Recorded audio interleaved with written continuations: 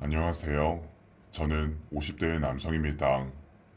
결혼한 지는 15년쯤 됐는데 사실 아내와 같이 산 건 10년도 안 되는 것 같습니다.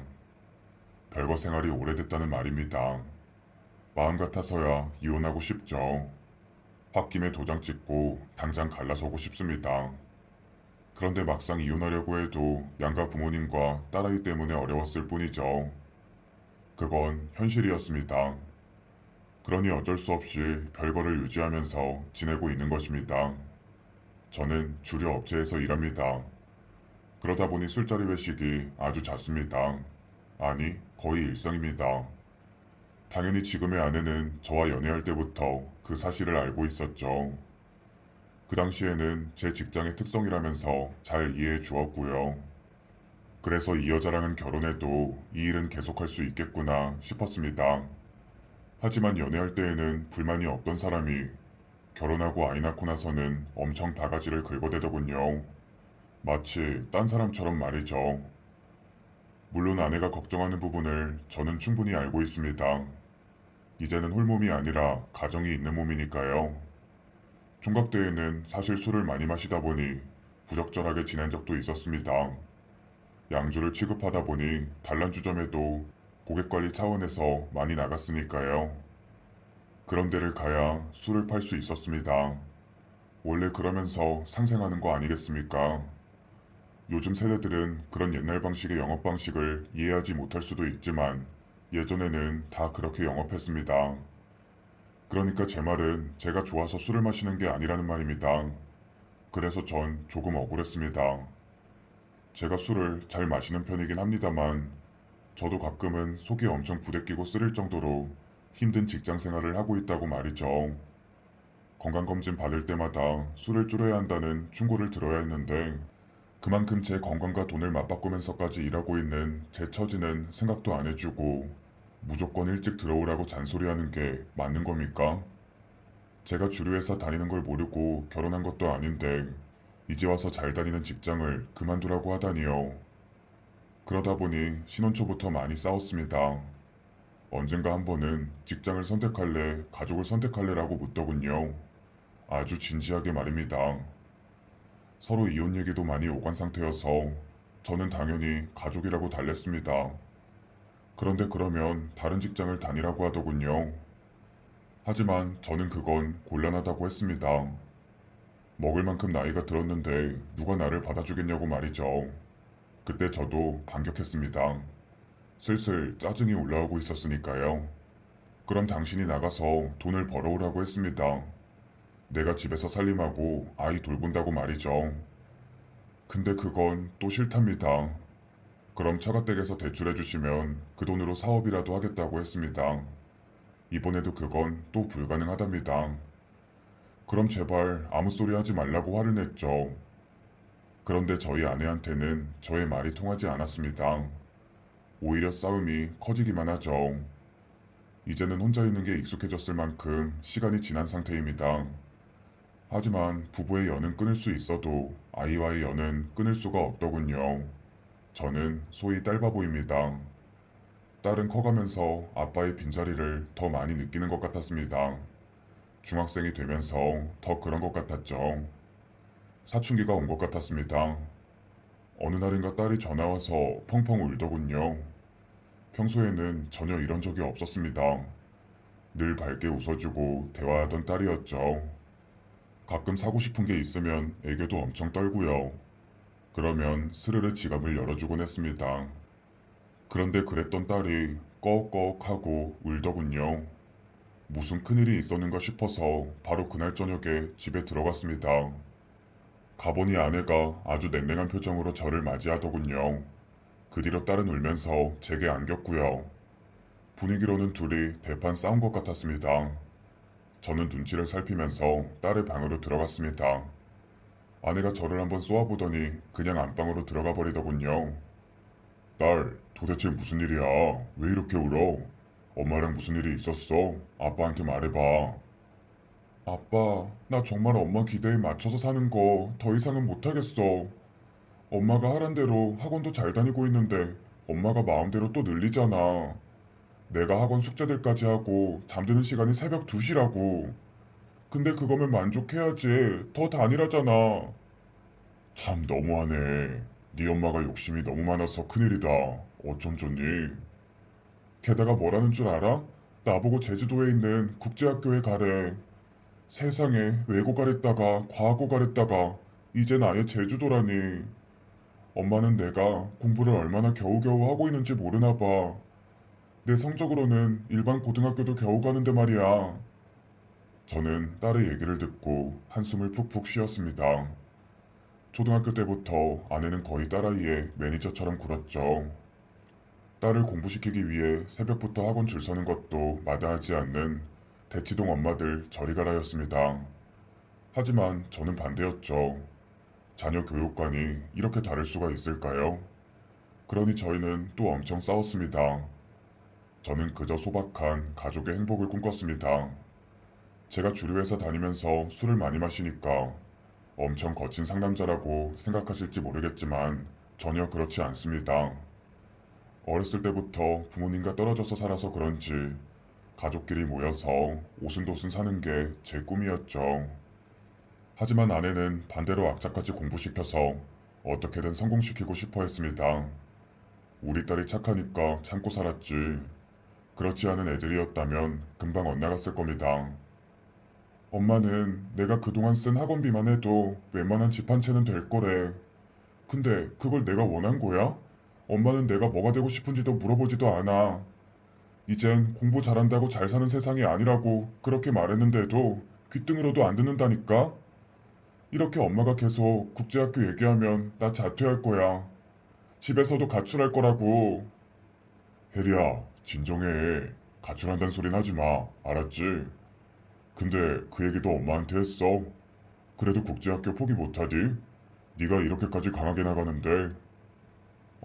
엄마는 눈 하나 꿈쩍도 안 하고 싫으면 아빠한테 가서 살라고 해. 내가 뭐만 하면 아빠하고 살아. 그런다니까? 내가 무슨 물건이야? 아무리 둘 사이가 안 좋아도 그렇지. 딸한테 툭 하면 네 아빠라고 하질 않나. 아빠, 나 정말 미칠 것 같아, 아빠. 고등학교 가는 건 내가 결정하게 해줘. 제발. 딸은 말을 하다가 흥분해서 방 한켠에 준비해놓은 듯한 배낭 가방을 제게 보여주었죠. 거기에 짐 싸서 가출할 거라고 말입니다. 저는 그 짧은 순간 딸을 데리고 살까 하는 생각이 들었습니다. 그러면 좀 더 편하게 고등학교에 진학할 수 있겠죠. 하지만 제가 밤 시간에 늘 잦은 회식을 하기 때문에 아이를 제대로 돌볼 수가 없다는 게 문제였습니다. 집도 변변치 않은 원룸에서 살고 있는데 말입니다. 그러니 딸한테 아빠랑 살자는 말도 제 입에서 나오지 않더군요. 일단 저는 한 발 물러섰습니다. 딸을 달래주고 저는 가방에 담고 온 달콤한 양주를 꺼냈습니다. 아내가 유독 좋아하는 건데 향이 부드럽고 달콤해서 일반적으로 여성분들이 선호하는 양주였죠.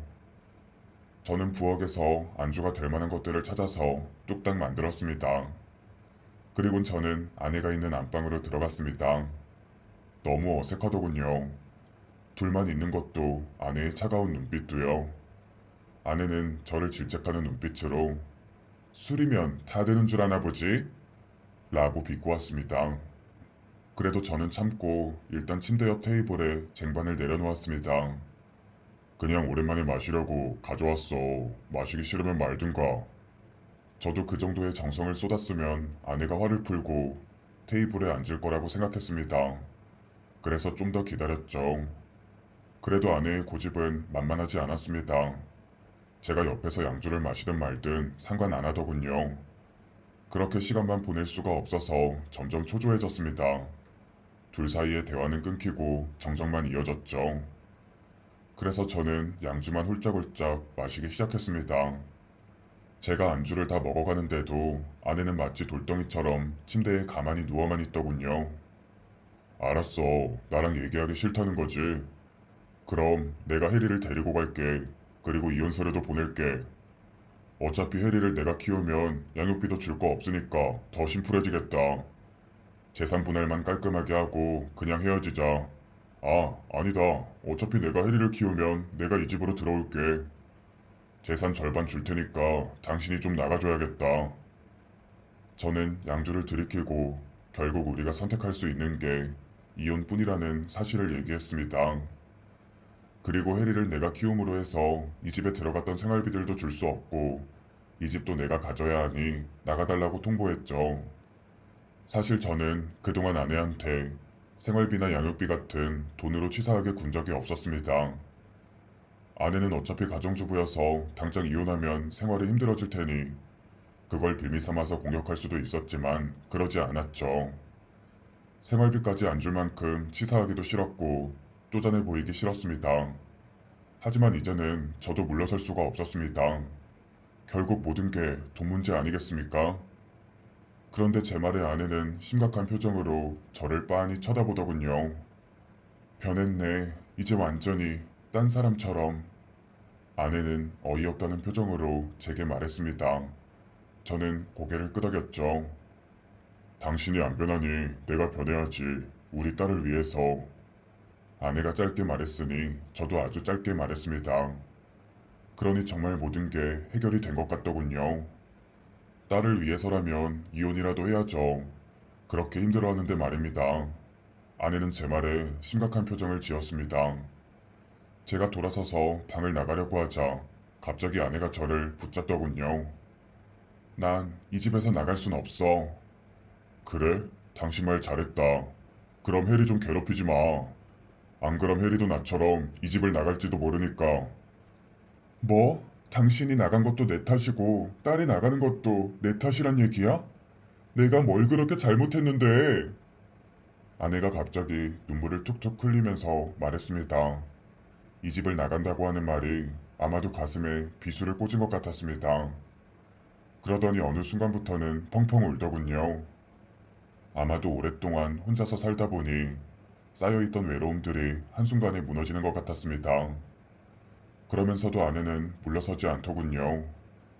그동안 딸의 진학에 대해 아빠가 무관심했다는 걸 강조했습니다. 가족도 아내도 모두 다 버리고 나갔지 않았냐고, 그러니 이혼의 책임은 남편에게 있다고 말이죠. 저는 그냥 알았다, 미안하다고 저자세로 나갔습니다. 아내의 레퍼토리가 너무 지겨웠으니까요. 게다가 한두 시간씩이나 지속되기 때문에 저는 그냥 고개를 숙이고 있는 게 편했습니다. 아내가 어쩌면 갱년기일지도 모르겠다는 생각이 들더군요. 어딘가 많이 우울해 보였고 어딘가 많이 힘들어 보였습니다. 아내는 자연스럽게 테이블에 와서 양주를 따라 마셨습니다. 마치 목마른 사람처럼 꿀꺽꿀꺽. 저도 딸의 진로에 대해서는 양보할 생각이 전혀 없었습니다. 지금 와서 결혼 생활 다시 이어붙일 수 없다고 생각했고 옛날 얘기 수천 번 해도 바뀌는 게 없다는 생각만 들었습니다. 네, 서로 언성만 높아졌고 부부싸움으로 이어졌죠. 결국 아내는 술을 마시다가 인사불성이 되었습니다. 딸의 고민은 하나도 해결되지 않은 채 서로가 서로에게 상처만 주었죠. 이제 우리에겐 이혼밖에 남아있는 게 없는 것 같았습니다. 그러다 신혼 때 얘기를 하게 됐습니다.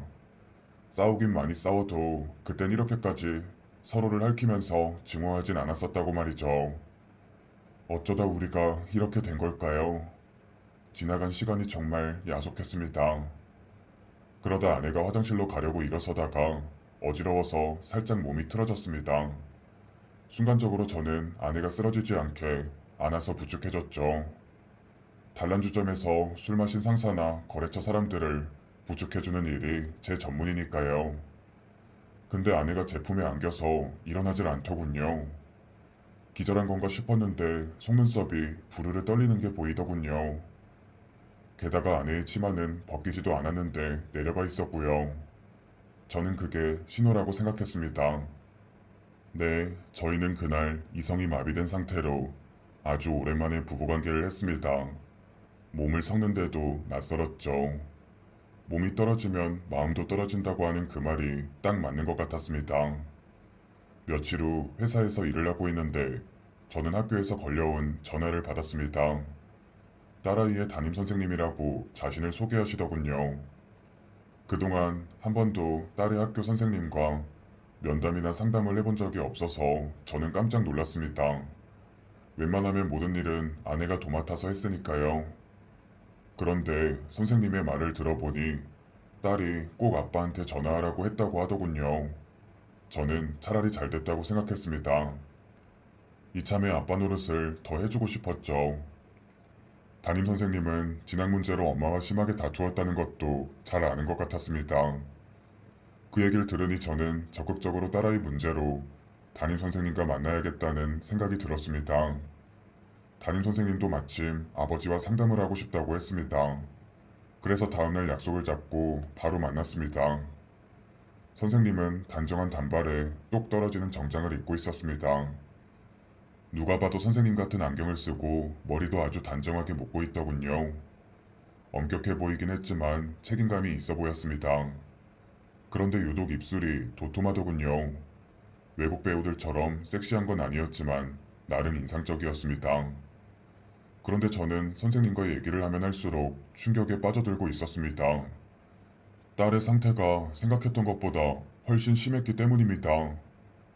해리가 시험 시간에 갑자기 밖으로 뛰쳐나갔습니다. 학업 스트레스가 심해서 평소에도 소화장애를 달고 살고요. 저희는 아이들이 공부를 잘할 수 있도록 돕지만 아이들의 건강을 해치면서까지 스트레스 받는 건 원하지 않습니다. 그러니 어머님과 잘 상의해 주세요. 저희 해리가요? 그렇게까지 한다고요? 네, 며칠 전에는 해리가 국제학교 얘기를 하던데 솔직히 해리는 그럴 성적도 안 되고 심적으로도 감당해낼 수 없을 것 같습니다. 더군다나 해리는 웹툰 작가가 꿈인데 저는 담임 선생님과 얘기를 나누는 동안 고개를 한 번도 들 수가 없었습니다. 너무 죄송했죠. 그리고 딸에 대해서 너무 무관심했고 잘 모르고 있었다고 스스로 반성하고 있었습니다. 웹툰 작가가 꿈인데 국제학교라니. 저는 그 길로 다시 집으로 들어갔습니다. 소화장애도 그렇지만 시험 중간에 시험지를 찍거나 도망가거나 하는 일은 극도의 스트레스를 받고 있다는 증거라고 생각했습니다. 그래서 아내한테 화가 좀 나 있는 상태였죠. 저는 집에 들어가자마자 아내한테 식탁에 앉아보라고 했습니다. 그리고 담임 선생님에게 들은 딸의 상태를 가감없이 전달했죠. 그러나 아내의 눈빛은 전혀 변하지 않았습니다. 대부분의 아이들이 그 정도의 스트레스는 가지고 있다고 오히려 저를 아무것도 모르는 사람 취급을 했죠. 저는 말문이 막혔습니다. 아니 그게 어떻게 일반적일 수 있나요? 아내가 너무 아무렇지 않게 딸을 바라보고 있는 게 더 충격적이었습니다. 당신이 아이를 그렇게 키운 거잖아. 얘가 저러는 게 정상이란 말이 나오냐고. 말 한 번 잘했다. 그동안 당신이 해리 키우는데 한 번 도와준 적이라도 있어? 매일 술 마시고 늦게 와서 여자 립스틱 묻은 와이셔츠나 내놓았잖아. 그게 그렇게 당당해? 지금 왜 또 옛날 얘기를 꺼내고 그래? 당신이 지금 아이를 얼마나 망쳐놓고 있는지 말하는 거잖아. 내가 망쳐놓았다고? 저 정도 키워준 것도 고맙다고 해야지. 뭐? 망쳐놔? 지금 말 다 했어? 저희는 결국 또 지난번과 같은 싸움을 하고 말았습니다. 아내는 제가 그동안 가정에 소홀했다는 옛날 얘기를 했죠. 레퍼토리가 또 시작되는 것 같아서 저도 머리가 아팠습니다. 그래서 그냥 그 자리를 박차고 집으로 돌아가 버렸습니다. 며칠 후 회사에 앉아있는데 등기우편이 제 이름으로 왔다고 로비로 내려오라고 하더군요. 그런데 가보니 등기우편 안에는 합의 이혼 서류가 들어있었습니다. 당연히 아내가 보낸 것이었죠. 하지만 정작 종이는 빈칸들 뿐이었습니다. 그래서 의아한 눈으로 여기저기 살폈는데 포스트잇이 하나 붙여 있었습니다. 저는 그걸 보고 너무 기가 막혀서 웃음도 나지 않더군요. 이혼해도 좋은데 한 가지 명심할 게 있어. 그날 당신이 내 치마를 억지로 벗겼잖아. 분명 나는 싫다고 했는데 강제적으로 손도 잡아 끌었잖아. 나는 그날 당신하고 억지로 관계하는 게 너무 끔찍했어. 그래서 나 지금 트라우마에 시달리고 있다고. 너무 힘들어서 상담받고 왔는데 요즘엔 부부 사이에서도 강간죄가 성립이 된대. 그날 내 치마를 억지로 벗기고 관계한 것도 고소가 가능하다고 하더라고. 변호사랑 상담하고 왔어. 그러니 이혼할 때 하더라도 재산 분할은 꿈도 꾸지 마. 그러니까 해리하고 나 사이에 끼어들지 말라고 경고야. 저는 경고 쪽지를 보고 있으면서도 제 눈을 의심했습니다. 아니, 제가 억지로 관계를 했다고요? 제가 치마를 억지로 벗겼다고요? 그저 어이가 없었습니다. 이성이 마비될 정도로 취해 있던 건 제가 아니라 아내였죠. 분명 치마도 이미 벗겨져 있었고요. 저는 너무 화가 났습니다. 그날 부부 사이가 조금 좋아진 것 같다고 착각한 제 자신이 너무 병신 같더군요. 억지로 그날 관계에서 지금도 트라우마에 시달리고 있다니, 그런 걸로 나를 협박하고 있다니. 아, 정말 아내한테 정이 뚝뚝 떨어졌습니다. 저는 그 서류를 받은 날 밤에 친구들을 불러내서 자주 가는 양조집으로 향했습니다. 아내한테 화가 나서 집에 가만히 있을 수가 없더군요. 늘 그렇듯 양주를 진창 마시고 2차로 단란주점에 갔습니다.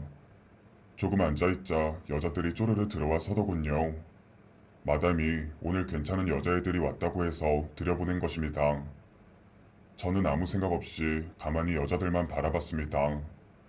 야하게 옷을 입고 있는 애들은 기껏해야 우리 딸보다 한두 살 더 많은 것 같더군요. 저는 지갑에 있던 돈을 꺼내서 애들한테 던졌습니다. 오늘 우리 진창 놀자 하고 말이죠. 그런 저의 행동을 보더니 화장을 진하게 한 어떤 여자가 불쑥 제 옆자리에 앉더군요.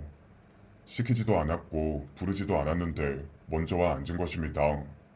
다른 애들처럼 돈을 줍지도 않더군요. 말도 어찌나 애교 있게 하는지. 오빠는 내 스타일이니까 내가 찜 하더군요. 그 말에 저희는 다 같이 웃었습니다. 여자는 술을 따라주면서 제게 점점 달라붙었습니다. 이러면 안 되는데 자꾸만 그 여자의 품으로 저는 안기고 있었죠. 홧김에 서방질한다고 솔직히 그런 우명한 마음이 막 솟아났습니다. 그런데 그때 저는 그 여자에게서 이상한 느낌을 받았습니다. 며칠 전에 딸아이 학교로 선생님과 상담했는데 어딘지 모르게 이목구비가 비슷하다는 느낌이 든 것입니다. 저는 눈을 비비면서 그 여자를 쳐다봤습니다. 도톰한 입술을 보니 수리와 깨더군요. 안경도 쓰고 옷도 정장으로 차려입으면 꼭 그 담임 선생님이었으니까요. 저는 그 여자분에게 귓속말로 혹시 대한중학교 선생님 아니세요? 라고 물었습니다. 아무래도 사람들 다 있는 데서 자신의 정체를 드러내진 않을 것 같아서 말이죠. 어머 어머, 그건 어떻게 하셨어요? 이분 진짜 귀여우시네. 저는 그 말에 너무 놀라서 눈이 동그래졌습니다. 제가 평소에도 사람들을 잘 알아보는데 역시나 이번에도 제 느낌이 맞더군요.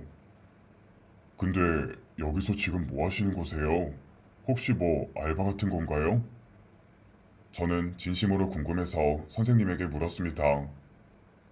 학교 선생의 월급이 많지 않으니까 그래요. 어쩌다 돈의 유혹으로 이런 데 왔을 수 있지라고 저는 최대한 이해해 보려고 노력했습니다. 하지만 학교 선생이 이런 데서 일하면 되겠습니까? 그건 아니죠.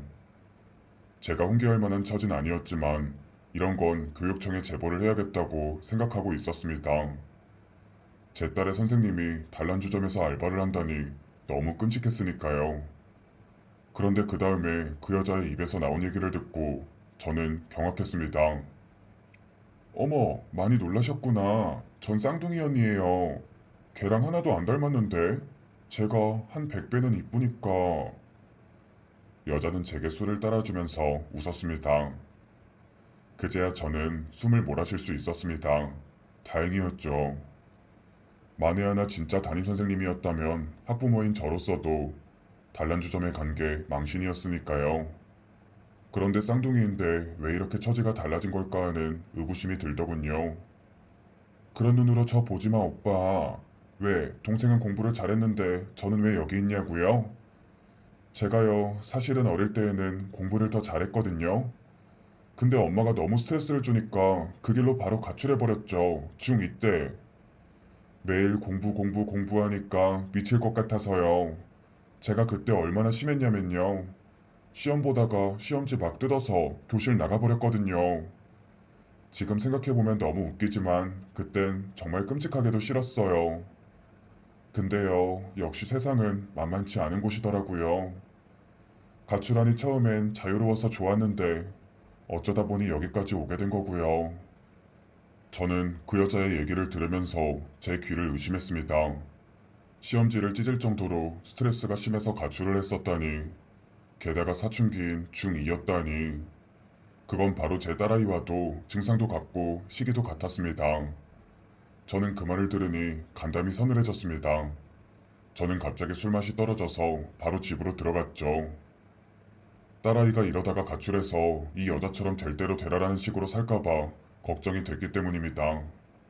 저는 바로 안방으로 들어갔습니다. 술에 잔뜩 취해 있는 나를 보더니 아내가 막 웃더군요.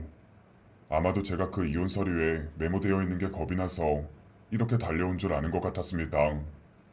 이혼이고 뭐고 당신 원하는 대로 해줄게. 그러니까 우리 혜린 건들지 마. 제발 부탁이야. 뭐? 뭐라고? 혜리 때문에 이렇게 술에 취해서 온 거야? 좀 솔직해지시지?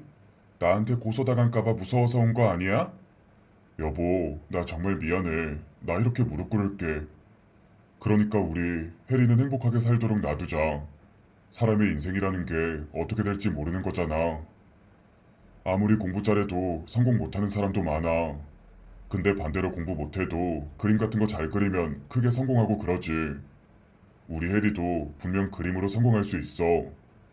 내가 오늘 어떤 여자를 봤는데 그 여자가 말하는 게 꼭 우리 혜리가 스트레스 때문에 힘들어하는 증상하고 똑같았어.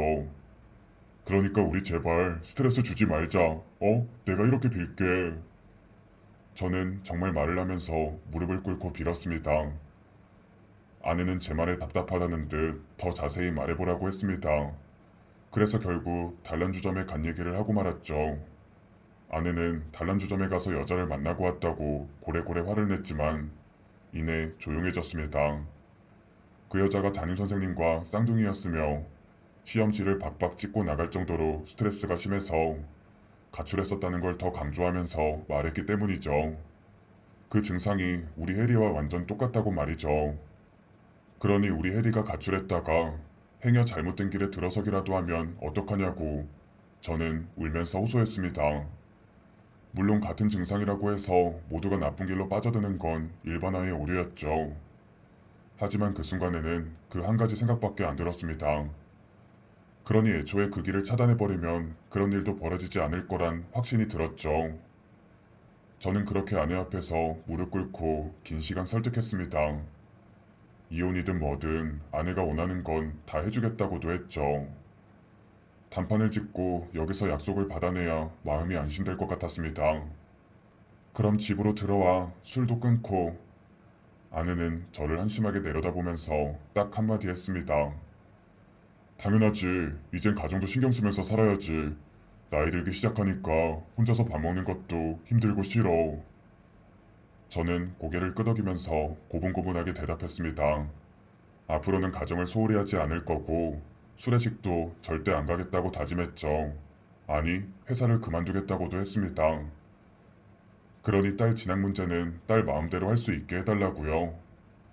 제 말에 일단 아내는 앞으로 지켜보고 난 뒤 판단하겠다고 딱 선을 긋더군요. 제가 매일 말만 번지르르 한다고 말이죠. 네, 이후 저는 약속을 지키기 위해 회사를 그만두었습니다. 당장 먹고 사는 게 문제긴 했지만 저희는 곧 창업을 준비해 나갔죠. 지금은 아내가 좋아하는 브런치 가게를 하는 쪽으로 마음이 많이 기울었습니다. 왜냐면 아내가 그 누구보다 열정적으로 신경 쓰고 있었기 때문입니다. 아내는 가정주부로선 최고였지만 아이가 커갈수록 점점 집착하는 게 심해졌죠. 이런 관심을 다른 데로 돌려줘야 했습니다. 그리고 제 추측은 맞아 떨어졌습니다. 가게 준비한다고 몸이 힘들고 바빠지니 자연스럽게 딸에게 관심을 덜 주더군요. 그래서 둘 사이의 갈등은 조금 나아지는 것 같았습니다. 그렇게 제가 집에 들어간 지 얼마나 됐을까요? 표정이 한결 편해진 딸은 어느 날인가는 학교를 자퇴하겠다고 말하더군요. 학원도 전부 끊을 생각이라고 말이죠. 그 돈으로 차라리 창업하는 데 보태라고도 했습니다. 저는 그 말에 아내의 눈치를 봤습니다. 진학에서 조금 자유로워졌다고 자퇴까지 자유롭게 할 수 있게 놔두는 건 아니었죠. 그건 한국 사회에서 조금 받아들이기 어려운 경로였습니다. 하지만 아내는 고개를 끄덕였습니다. 창업 준비하느라 돈이 너무 궁했으니까요. 그래서 저희는 딸의 자퇴를 응원해주기로 마음을 먹었습니다.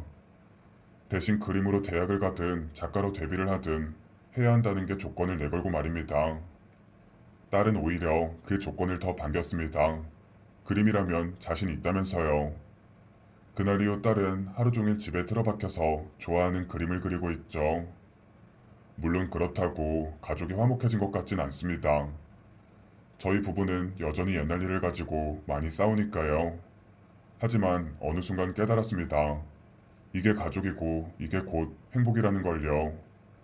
저의 긴 얘기를 들어주시고 공감해주셔서 감사합니다.